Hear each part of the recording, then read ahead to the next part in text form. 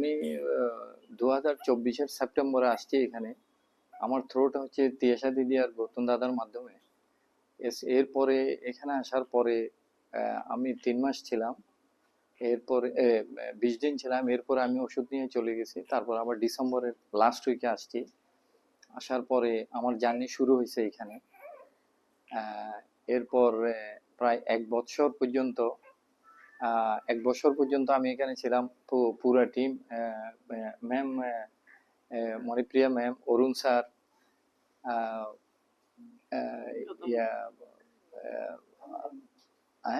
আমুদা ma'am, আমি সবার cooperation পাইছি এবং শেষ পর্যন্ত আমি সাকসেসফুল হয়েছি এখানে। আমি এটা বলবো সবাইকে এখানে আসার জন্য,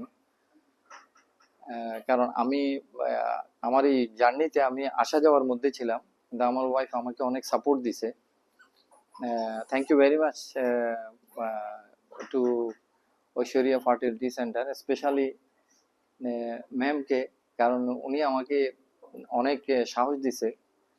কোনো চিন্তার কোনো কারণ নাই। অরুণ স্যার তো আছেও, আমুদা ম্যামও আছে। স্পেশালি থ্যাংকস টু গৌতম দা এন্ড তৃষা দিদি। কি বলবো, বলার আর কিছু নাই ওনাদের।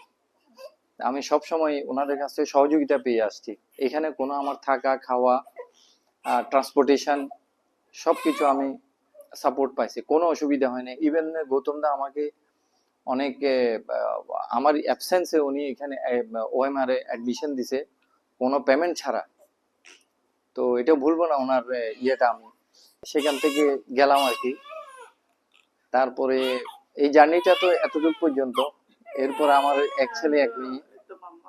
তো thank you very much to Aishwarya fertility centre.